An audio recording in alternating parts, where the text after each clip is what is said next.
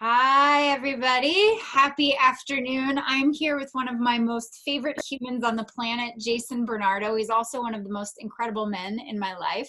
A few years ago, we started something called Inspiration Chats, where we talk, basically, we have conscious conversations about anything and everything and the lessons we've learned from the experiences we've had, male, female dynamics, relationships, all the beautiful things that are just big to talk about. And I wanted to start bringing some of my light worker friends together for conscious conversations that were more public, so I could share some of the most incredible people in my life and their ideas.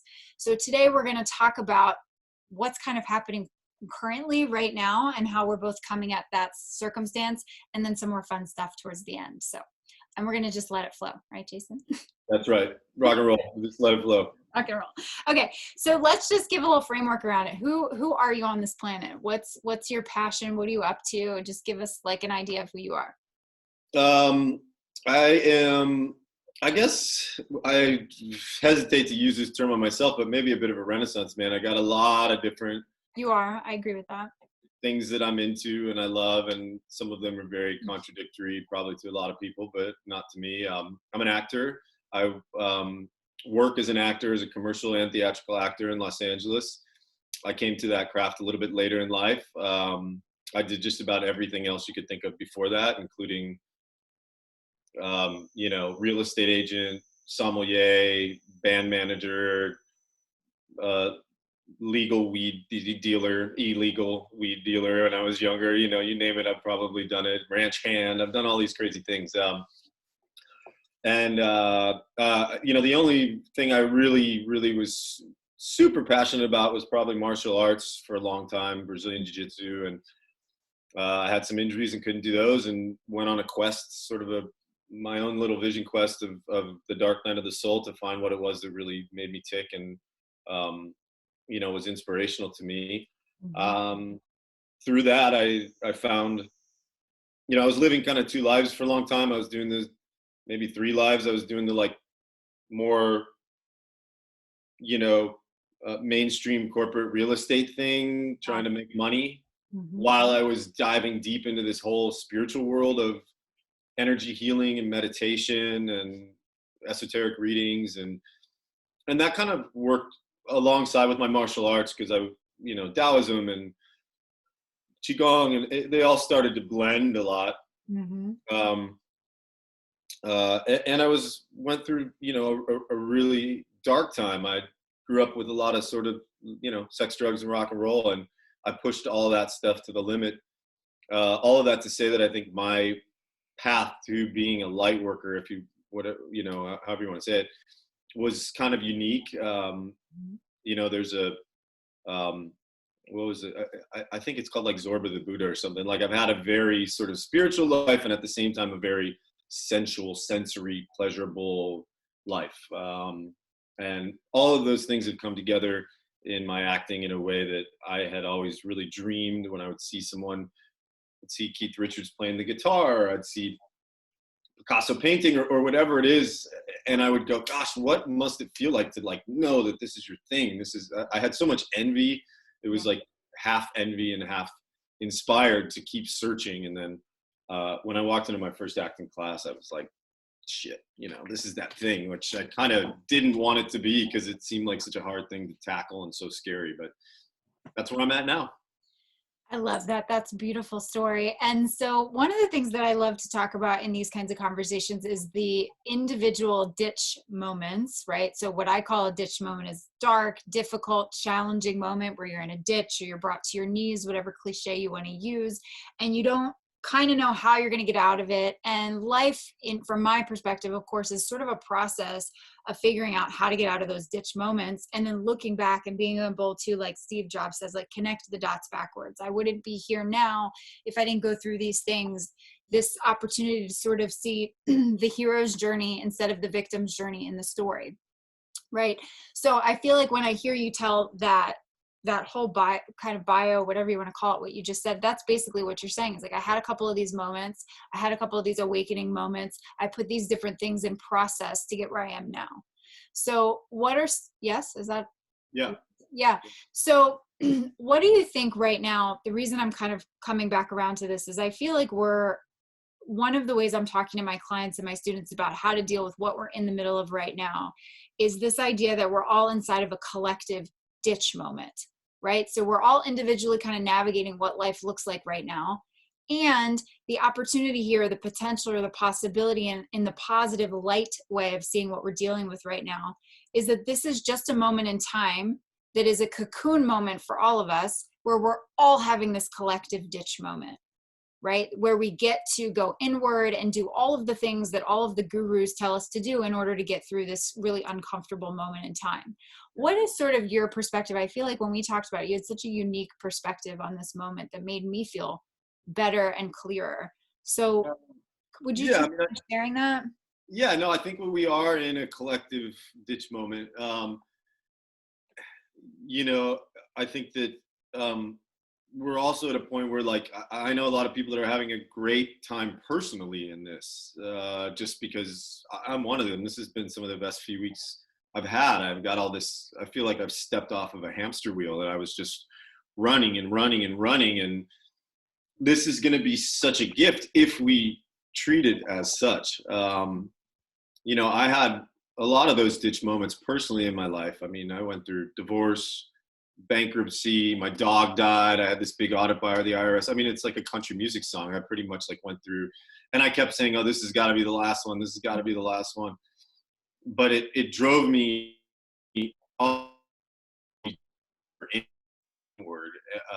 And I can honestly say that I still have struggle and I still have moments of fear, but something does shift at some point from my perspective, and it could change again, and I could be saying something different, that you start to feel like you're on some sort of stable ground. And you know, I'm a big proponent of transcendental meditation. I've been doing that for 7 or 8 years every day, and I've meditated every day before that, but my life changed drastically when I made that part of my practice. And it's accumulative. It doesn't just happen over a day, but we talk about being on the surface of the waves, and I think is collectively we're on the surface of a storm in the ocean right now.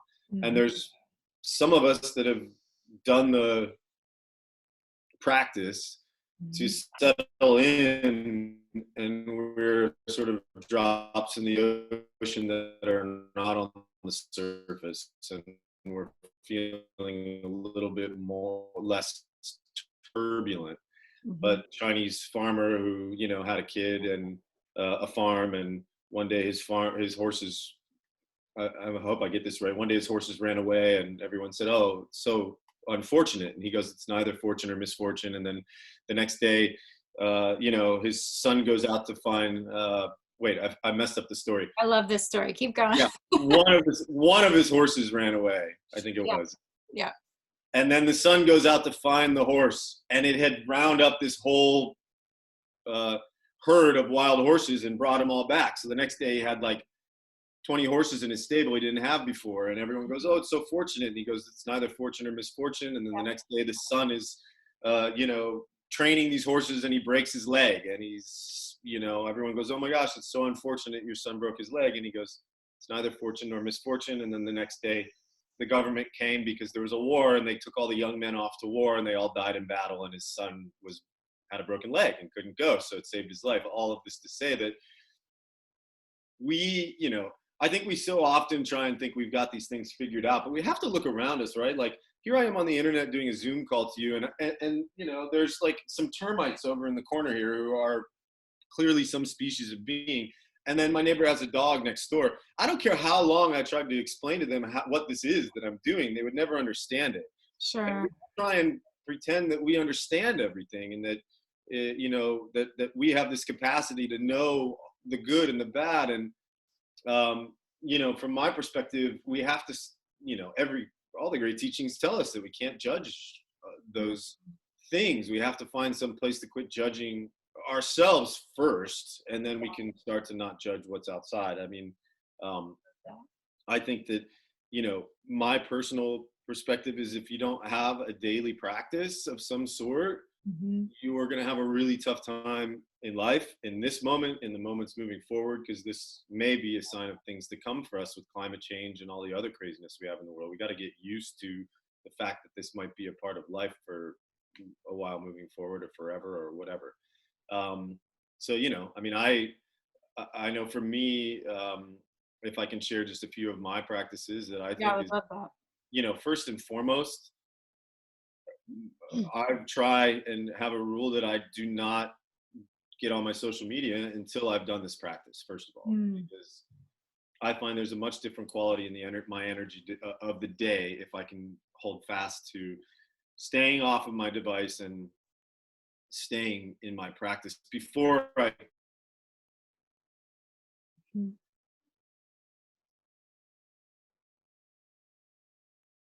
We're so intellectual, overly intellectual, I think, probably in our society. So to put my mind, can you still hear me?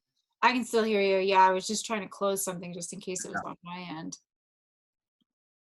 It said there was something unstable. So to put my mind, like if I pick up my phone, I'm immediately tapping into the fear consciousness of the collective right now. Totally. Yeah. Where for me, it's been A Course in Miracles. Course in Miracles, I can't recommend highly enough. I've read it every day for 4 years. No A kidding. Course I in Love. still have not picked up A Course in Miracles. It's been I on mean, my it Amazon list changed for my so whole long. life. It's really what programmed me not to judge as much as possible, to not judge myself and to not judge others. It had a deep programming that reprogrammed my idea of the separate self and the idea that that is an illusion. It uses the ego to trick itself. It's very intelligent. There's the text, which is kind of weird to read, but Yeah. I recommend it. And then there's the daily workbook. If nothing else, just do the daily workbook. It takes 5 minutes. My practice for years has been first thing I do, right out of bed, make some hot, warm water with some lemon. So I just alkalize my body and get some hydration going. And then I sit down and I read Course in Miracle. There's a new one called A Course in Love that is Ooh. more relevant to where we're at now, that talks about uniting the heart and the mind. We are so ruled by our intellect and by our mind and by language. We can't even look at an item. I dare anyone to go outside and look at a tree and just look at it without the word tree coming into your brain. Like language is here for our heart to use to express, Yeah. but we let our language rule. It's going the wrong way. It needs to move the other way. A Course in Love is a great tool to unite the heart and the mind and just have some trust in that. And then I currently am going deep down the rabbit hole on Gene Keys, which is, I'm really into human design and the I Yeah. Ching. Mm. Gene Keys is my daily reading now. So I get up, I make warm water, I get something going in my brain, because I know when I start my meditation, my monkey brain is going to be trying to distract me. And Sure. so at least if what my monkey brain is distracting me with is the contemplation of some sort of high vibe spiritual reading, it's Mhm. better than my monkey brain distracting me with some bullshit, pardon my French, from social media. So Yep. I do my reading for about 10-15 minutes. I do Wim Hof breathing. I think breath work right now, especially, which we'll get into frequency and immune system a little bit probably, but I think it's one of the best defenses against what we've got going on out there. Nice. And then I do transcendental meditation. It takes me, maybe an hour, and then I feel like I'm ready to do whatever the day has for me. I can engage in my social media. I can do my tasks. I can be bored, which is something that we've forgotten how to do, that we really should be doing right now. Mhm. I think that that's probably getting ahead too, but that practice grounds me and anchors me in something greater than me, something that, and that practice is the best thing I can do for all of you, for the entire collective. Sure. Yeah. Yeah. Because we can't fix this thing collectively until we fix things inwardly. The only way out is in, whatever cliche you want to do. Sure. As above, so below. Mhm. There's a million different ways to say it, but it's true. We have to, what's the other one? Put your own oxygen mask on first. All these things are telling us that look, quantum physics is proving so much of this spiritual stuff now that if you dive into quantum physics, you start to see that science is proving that we are just energy. We're not here most of the time. There's so much mystery to the existence of what we are and what we call matter. And if we can align our frequency with something that, that's the best defense we have. And I think I'm getting into frequency war already. I was just going to say, you're going to just move in. Thanks for sharing your daily practice. I love that. So we said, like, start with alkalinizing your body, give yourself something to read. And the Wim Hof breathing also alkalinizes the body, boosts the immune system, and it regulates your brain hormones of dopamine and serotonin. So if you drink a little water and you read something positive and spiritual, I recommend those books. Do that round of breath work and do your trance and meditation. To me, it's like I'm doing mind, the reading, body, the breathing, spirit, the meditation. I'm linking all of those things quickly to, deal with my hormones, deal with my, the pH of my body, to align my consciousness to a higher creative intelligence, the same intelligence that's inside of an acorn that knows how to build an oak tree. I mean, think about it. Every acorn knows exactly how to build an oak tree, and it does it every time, and no one ever has to tell it. It doesn't need a daily planner. It doesn't need to go, well, I'm going to grow leaves on Monday from 2 to 4. It just does it. And that same intelligence it's available to us at all times. And I love the acorn. those ancient esoteric teachings, that's what they're teaching us to do, and so yeah, that's my practice. And okay. I love that. Thank you for sharing all of that. So let's move into your idea around the frequency war, because I thought this was so beautiful when you shared it before, and I wanted to share the same idea with my students. Is like, you made a comment before when we talked about it. It was like the person that gets to win. Everything is a choice between fear and love, which is, of course, what I talk about all the time too. And that's what the Course in Miracles chats about a lot, or, what the whole thing is based on. And that we're in a revolution right now. And how do we navigate that? So I'd love to hear you just chat about that a little bit more too.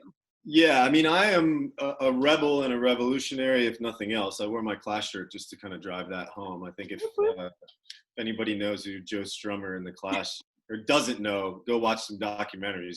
I think it brings up an interesting little point I want to make, which is this is a really great time to dive into the artists that have been telling us that this is coming for a long time. You go back and you can read Henry Miller, you can listen to The Clash, you can listen to Jim Morrison's poetry, and these are all, this society that's, in my opinion, in decay. It's an empire that's collapsing, and it's a society in decay. It's been that way for a long time, and our artists have been warning us about this, but are sort of, we tend to guruize and idolize and immortalize the business, entrepreneur in our current time. Now we're listening more to the Bill Gates and the Warren Buffett. For the original light workers, right? They're coming from a place of love. They're coming from a place of light. They're sharing their gift and their visions and their ideas. And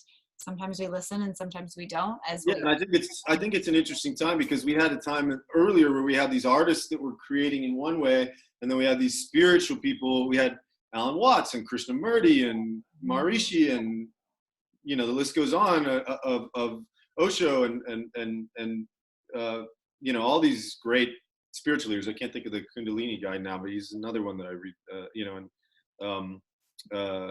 and the yoga, autobiography yogi, all these yogis. And then we had Jim Morrison, Henry Miller, you name it, all these artists. And I feel like we're in a time where that's merging. We're in a time where it's this collective revolution of consciousness in which we're trying to bring forth humanity in its totality. You don't have to be celibate to be spiritual. You don't have to, choose between listening to mantras and listening to punk rock. It's all there for us to learn from and express. And really, the human experience, I believe, is about expressing all of that with an open heart. David Data is another guy I read a lot about, and you can do almost anything with an open heart, and it's love. I mean, there's a thing he says that's kind of controversial, but the only difference between rape and rape, things can get very intense. we're on hold right now, just when you're talking about this revolution situation. I wonder if this is a sign. We're coming back. What is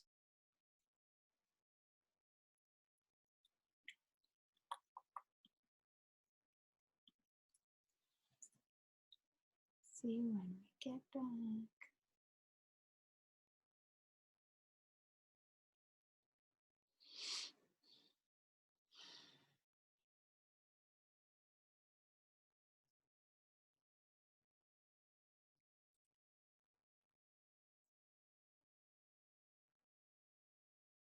Oh, oh. We're just gonna have a hold up here. You back in? Yeah, you got me? Yeah, I got you. Okay. Okay. So say that quote one more time again for me. Which one? You said it's might be, I don't know if this is kosher to say. It was like something like that. It was something about rapists, something. I didn't. I was treading lightly because I didn't. Yeah. People often hear this from me and get very triggered. But he says when you talk, he goes into this Shakti Shiva scale, and you know that you know women, men, we have this full range of softness and hardness and rage and all these things, and the duality of life is such that you either are a monk and you're celibate, which means it's all compassion and never any of these like intense, more raw emotions, but you have to give up the other side. That's why you have to sort of stay celibate. You want to give up the sometimes you're in a relationship and things and they can get really good. So if you want to be in the duality scale, you just need to learn to do all these things with an open heart. And he has a quote that is, the only difference between rape and ravishment is an open heart. And what that means is there's a way to practice sexuality that's very fulfilling to both people that if you looked at it and didn't understand what was going on, you would think that's abuse. Mm-hmm. Certain levels of what people are into sexually. Mm-hmm. It's consensual. It means there's agreements. It means everybody wants to be there, but if you looked at that same act on somebody who wasn't consensual and was on their hearts closed, it would be a crime. It would be a horrible crime to the person and humanity. So all of that to say that we can have an open heart. We can rage, we can scream, we can meditate, all the things, right? So back to the frequency war thing. My sort of theory of this whole thing is that it is a frequency war, that we don't know what we think we know about this virus, about viruses in general, about the contagiousness of environments, the infectious viruses, the infectiousness. I'm not going to say any conspiracy theories that I believe. What I know is I don't know. Scientific, when you are in fear, you secrete certain hormones in the body that are not good for your immune system. There's different amino acids that can then bond to other things chemically. Mm-hmm. We know that, right? When there was a group meditation on Saturday that a lot of us took part in, they measured the resonance of the planet and it actually changed. Wow. There was a heightened period of the electromagnetic resonance of the earth. So it's the heart resonance, the frequency at which the earth is vibrating. Wow. It's the exact same frequency that our heart vibrates at. I love that. So, it's like tuning forks, and there was a heightened experience for the entire planet electromagnetic field for that group meditation because of everyone was coming from their heart and it increased the difference in the electromagnetic field of the planet. Keep in mind, this electromagnetic field is what protects us from the sun. Right. So this is, correlation does not equal causation. We can't prove that the meditation is what caused that yet, but it is a correlation that's interesting. Mm-hmm. That could, and I believe, I've done a lot of Joe Dispenza stuff. It's like we're seeing people affect physical reality with the way that they use their attention and their intention inward in this sort of, that we can do that individually. We're starting to see that. Why wouldn't we be able to do that collectively? Why wouldn't we be able to fix climate? Mm-hmm. All the projections, because I'm a huge climate, I don't even want to say that. I love Earth. I love the nature that we're a part of. I love the feminine, and the Earth is feminine, and I feel like it's part of my destiny to protect that. Mm-hmm. I don't even like using the term climate change, because it's like global warming was the worst thing ever. Mm-hmm. People campaigning, against Trump just got him elected because you're feeding the energy of the, the universe doesn't understand the negative part of it. It's just, so all of that to say that I just really believe that something's going on here, and we're being called to stay out of the frequency of fear. This flips the Bible, all of this stuff is great change. This is the first sort of shot fired in the war, so to speak. Could be over in a month. This might go on for 100 years. I have no idea. Nobody does. Nobody can tell me they know exactly how many people are going to die from coronavirus. Nobody can tell me they know exactly what's going to go on with the planet, because we have the free will to change that with our practices and with our daily, what we do. And I believe this whole thing is keeping a high frequency. Yeah. And I believe that a lot of people are trying to put us into fear. This whole infrastructure is designed to keep us in fear. Yeah. So, and I don't just mean that from an immunology standpoint. I mean that from a practical safety standpoint, that I think that we may find out through science down the road that somehow either something goes out to put us into this frequency of fear, and perhaps this virus can attach to that, or I'm not even convinced that that's what's going on, to be honest with you, but that's a whole nother subject. I think the best thing that we can do is figure out how to be in a place of love, even in this war that we're in. We're in a war.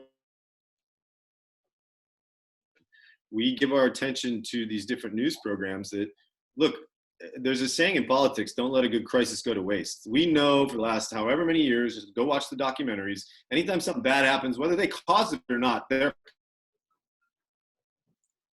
can.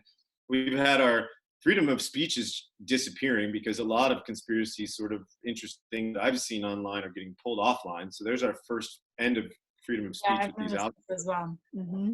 We've given up our free to assemble and a gap, because if you do, you're a horrible human being for not social, which is an interesting part of this to me. I think that there's, we have this polarity of the right and the left, and it's interesting.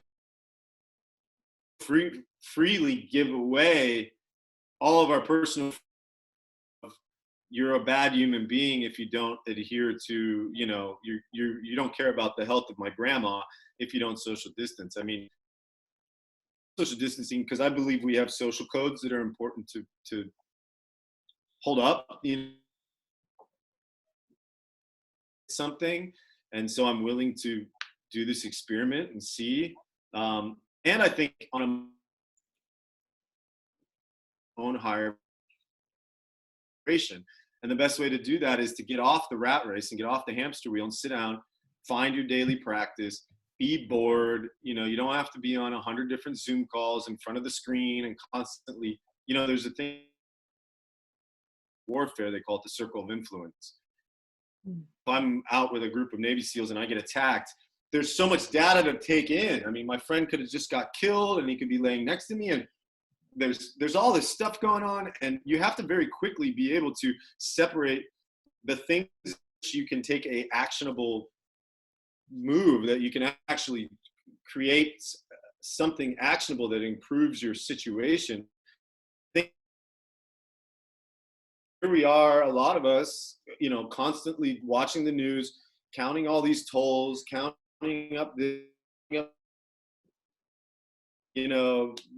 Bernie Sanders this. I mean, like, I'm not really inspired to get too active. Solutions come from artists and from citizens. They don't come from politicians. And so to me, being politically active isn't as exciting to me as creating art and trying to do beautiful things.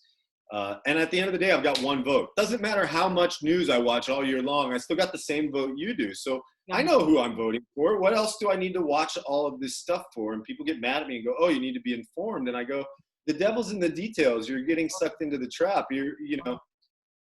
Republican, you're just deciding which side of the Titanic you want to sit on. It's all going to the same place. We're all going to, that if we let them figure it out,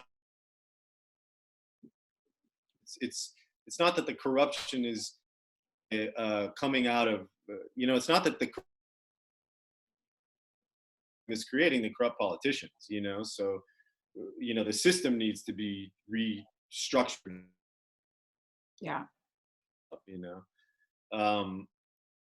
So I think it's important for us to start to go, what information, I mean, what's his, Isaac Newton, and, Cambridge closed, and he went to his room, created calculus and the theory of gravity. Like, Easy. Do you think that would have happened if he was sitting around on his phone counting how many people died in some city across the country of some, to me, it's just, if you can't do anything with the information, picking up your bandwidth. We all have a certain amount of bandwidth that we can create beauty, and that we can be altruistic, and that if we're letting all of the distractions out there take up that bandwidth, we're things that we want to accomplish and create a more beautiful world that we know in our heart we really want. I think that's all so beautiful. I love all of the things that you just said. And I want to ask you if there's anything final on this sort of aspect of what we're talking about that you want to say before we sort of wrap up this piece and move on to a different topic. Do you have any last words? You've given us all of your frequency war and your things, that your daily practice, which I think is super awesome. And my students will love these kinds of tips. This is the kind of tips I give to them as well, so they have a different perspective on it now. Is there anything you'd like to wrap up on this piece? I think the last thing I'll say sounds weird and morbid, but we have to get comfortable with our own death. We're all going to die, and we're all going to lose everyone we love and everything we love. And that's part of the beauty of life. We're going to have our heart broken, and it's going to open us. And that's why to have this experience. And I think we tend to think we're saving lives, but a life saved is really just a death postponed, because it's not going to go on forever. And so we have to just be okay with that, that we can't be willing to give up our entire lives out of some fear that we're postponing something that's absolutely inevitable. And this is a good time to get real with that. Some of us are going to lose people we love, and we're going to lose life in this weird thing, and it's all going to go at some point anyway. So if you really want to be free, really free, this is the work. Being self-sustaining your energy through your daily practice, and contemplating these things about death, and how, in a way that really removes fear, knowing that the end's going to come. We're all going to have that moment where we're sitting there going, and the more we can get comfortable with that now, the more free we can live in the present moment. I believe this change is about. I think that's beautiful. And I think that kind of the wrap up there is the same stuff we take from A Course in Miracles. One of the pieces of living life in a really beautiful, happy state is accepting and trusting. Yeah. And even these things that I get fired up about government and all, and whatever, and I get fired up and I have to remind myself, like, I don't know that any of this is a bad thing. I don't know whether it's fortune or misfortune. My job is to, express myself and express what I see, but I have to stay in an open heart. And as soon as I'm operating from fear, that's going to close, and I'm no longer serving myself or the collective.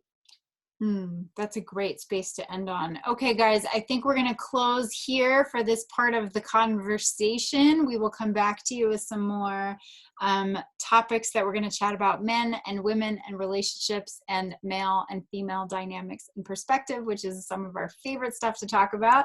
So we're going to close the book on this one, and we'll come right back to you. Okay, Bye. ciao.